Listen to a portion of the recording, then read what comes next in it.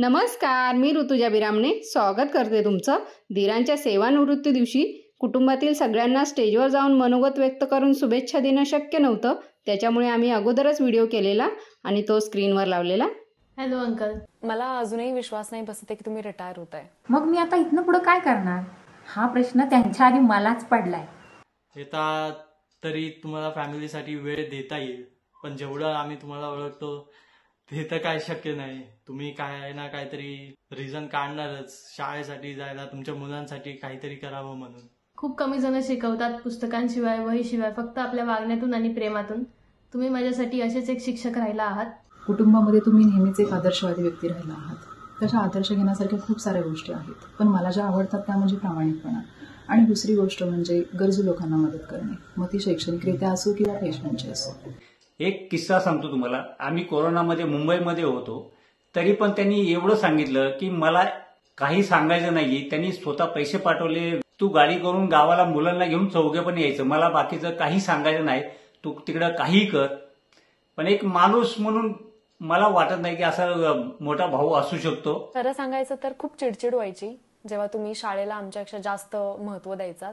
आम्हाला तुम्ही कधी वेळ दिला नाही असं वाटायचं. कभी खुशी कभी गम असं करत करत आमच्या संसाराला 35 वर्ष पूर्ण झाली. आम्ही लहानपणापासून बघतच आलो आहोत की काही ना काही आमचा प्लॅन व्हायचा.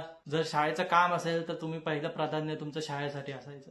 असेच आपले कितीतरी प्लॅन कॅन्सल झाले ते. पण आता शाळेत जाणाऱ्या मुलांच्या बसेसकडे बघून आठवतं की आपले पप्पा तर त्यांची झोपमोड करून आपल्याला 6:30ला सकाळी सोडायला यायचे. त्यामुळे अजिबातच वेळ नाही दिला हे बोलणं योग्य नाही. त्यांनी खरोखर आतापर्यंत आमच्या कुटुंबासाठी सगळ्यांसाठी बरंच काही केलंय, समाजासाठी बरंच काही केलेलं आहे. मी कोणत्याच सासऱ्यांना अजूनपर्यंत असे बोलताना ऐकले होते जे तुम्ही माझ्या आजीला बोलले होता लग्नाच्या दिवशी. ते म्हणजे तुमची मुलगी दुसऱ्या कोणा परक्याच्या नाही तर स्वतःच्याच घरी चालली आहे, काही काळजी करू नका. हे ऐकून मन अगदी भारावून गेलं होतं. एका मुलीला तिच्या लग्नानंतरच्या आयुष्यासाठी अजून काय हवं असतं ना. तुम्ही बऱ्याच विद्यार्थ्यांचं आयुष्य घडवलं आहे आमच्यासारखंच, पण माझ्यासाठी तुम्ही फक्त एक शिक्षक नव्हताच, तुम्ही माझे दुसरे बाबा होतात. लहान असताना त्याचा फुल अभ्यास त्यानं केले, त्याने हे सगळं अगदी जबाबदारीने केलं. म्हणून तर मी म्हणे की माझा हे होता की याने शिक्षक व्हावं म्हणून मी फिरत होते. तो शिक्षक झाला तर मग आपलं सगळं त्यानं जिथल्या तिथे केलं आणि सगळा भार त्यानं आपला उचलला. अजून पण आठवतो मला जेव्हा आपण आपली यात्रा असेल किंवा दिवाळी असेल, बाकीचे मुलं एन्जॉय करत असेल तरी तुम्ही आम्हाला सांगायचा की नाही करा, स्वच्छ करा, समोरचं आपल्या घराचा समोर सगळं एकदम स्वच्छ राहायला पाहिजे, साफसफाई करा. तेव्हा तर आम्हाला काय वाटायचं की काय अंकल असे का बोलतायत, आम्हाला का मजा करून देत नाहीत.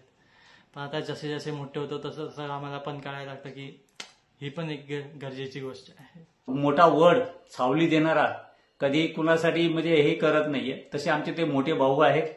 तुमच्या मार्गदर्शनामुळे अनेकांना दिशा मिळालेली आहे, अनेकांचं भविष्य यशस्वीपणे सजलेलं आहे.